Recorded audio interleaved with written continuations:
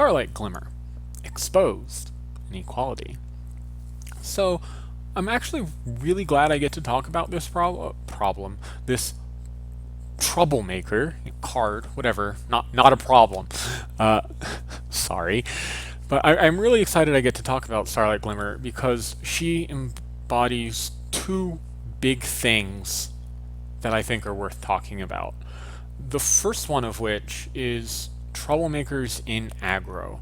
This is something that we haven't seen since Canterlot Knights era, and even then we only saw it very briefly. But Changeling Infiltrator was actually run in some aggro decks specifically because it uncovered instantaneously. And before that, of course, there was Rainbow Dash Winds, which ran 9 troublemakers, and it only ran those because you needed them to flip Rainbow Dash. But since then, since Pegasus Explosion, I can't think of a single deck that I would call aggro that ran troublemakers until Starlight Glimmer was printed. So why is that? Why don't aggro decks run troublemakers? It's because, for the most part, all troublemakers do is slow the opponent down. That's not what aggro is trying to do. Aggro is trying to rush in and end the game. So, and we just haven't really gotten that with most previous troublemakers. The only other one that I could think of that aggro might have even considered, I might be wrong, of course, there might be one or two that I'm missing, but the one that I'm thinking of is Rarity Hoarder, which would be handy because it would give aggro more resources while also preventing the opponent from confronting and stuff. But let's be honest here, Rarity Hoarder isn't really an aggro card. It's more of a control card because you're gaining cards every turn, and so the longer that she's in play, the more benefit that is for you, as opposed to aggro, who probably wants to double face off ASAP and have the troublemaker go away. So that's why Starlight Glimmer really works. It only does one thing, and it does its thing immediately, as opposed to Rarity, which has to wait an entire turn before you get the benefit, and it takes 2 turns to get a net positive out of that. So Glimmer, you might have noticed I'm sure you've read the card. She moves a character from anywhere to anywhere when she's uncovered. And the reason that's so useful for mains, for aggro decks, is because she can move any character, which includes mains, and a lot of mains right now need to be at problems, either to flip or for their abilities to work, or both. So that's a really appealing thing for aggro. And then the other thing is that it's effectively saving you an AT because you're only paying 1 to move that card. Even though you're not getting the move until the next turn, if you can predict, oh yeah, I'm going to need to move a character next turn, that's great. That's exactly what you do. You play your Starlight Glimmer, you start a double face-off. Or if it's turn 1, you just play that Starlight Glimmer and move your main. Both of these are really appealing things. So that's why she's seeing a lot of play right now, is because she does a very aggro-y thing. And this is really good. This shows that Interplay sees how to make aggro troublemakers. Now, most troublemakers should be mid-range or control. They slow the game down for the most part. And they're always going to. That is what they do. So most troublemakers are absolutely going to be mid-range or control. But it's nice to see troublemakers that aggro decks want to play again. If we're really lucky, we'll have 2 or 3 more. I would speculate, but I kind of want the devs to be able to listen to these videos without having to worry about whether or not I bring up some random card that then they would never be able to listen to these again. But I can personally think of a few aggro troublemakers that they could make. That would be great. So that's half of the very interesting thing about Starlight Glimmer. The other half, and this isn't just Starlight Glimmer, this is a lot of troublemakers, is the 0 bonus point. So this is a huge point of contention amongst players right now. 0 bonus for troublemakers. The on one hand, it's good because it allows them to print troublemakers that have a useful ability but aren't very high risk. That's the reason that a large number of the original troublemakers weren't seeing any plays, because they just weren't worth the risk. It's like, oh, well, if my opponent beats this, they just get a whole bunch of points, and then problem solved.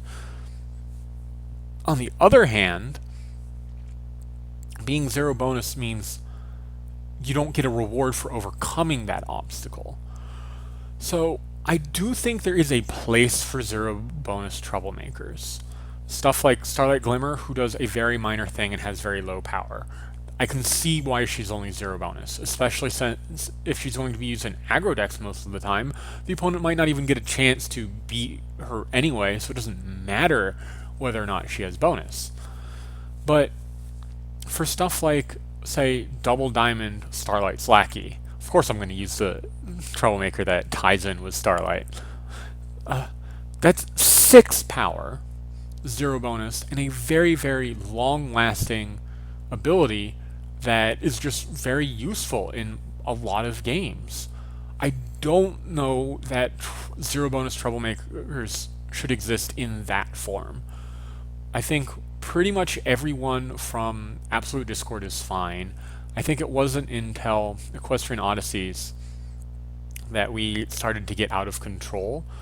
Arm Ospey is a very, very good troublemaker, but 0 bonus and 5 power, and that's kind of, a lot. So I think 0 bonus should be restricted for 4 power troublemakers or lower, low power but useful abilities, and in some cases, I think putting it on stuff like Spike, which has a drawback, Spike Excessive, which is 7 bonus. Wow, who would play that troublemaker? 7 power, 0 bonus, but has a drawback in that the opponent can just pay 2 to make it go away.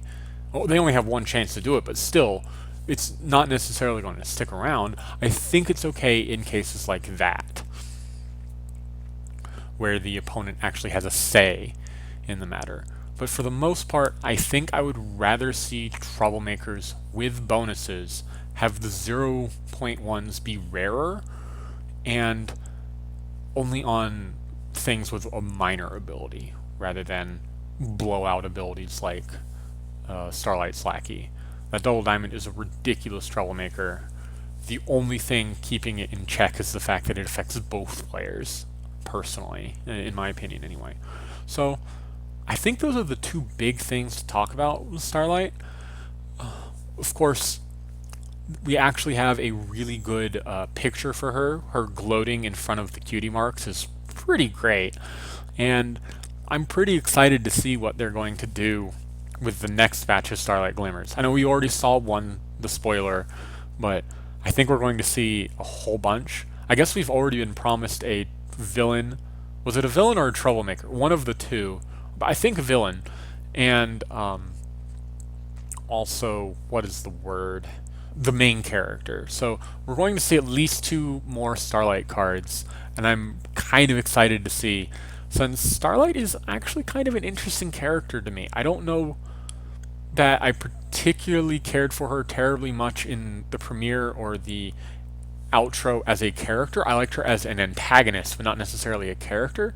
But for those of you who have seen the Season 6 premiere, I think you can agree that she has a lot of potential for character development. And I think we're going to see a lot of that in Season 6, and I'm really hoping that she becomes a really great character. So it would be really cool if, as her character develops, we get a lot of cool cards for her as well, and I'm kind of excited. I don't know about you guys. So yeah, that's Starlight Glimmer. I had a lot to say about her. This might be the longest one. I don't have any idea how long this has gone.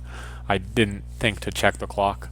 So yeah, I think this was a good card. Well, not only is it a good card, it's a good card to talk about. So yeah, that's Starlight Glimmer. Thank you, servantpheonix, for suggesting it. And tomorrow we'll be moving on to another colorless card. A colorless card that is very, very popular. I might even hazard a guess to say it is the single most popular colorless card right now. Yeah, I think you all know who I'm talking about. Kevin, fitting in. That one's going to be fun. I promise this is going to be a fun one. So yeah, I think that's it for today, guys. Catch you all later. See ya.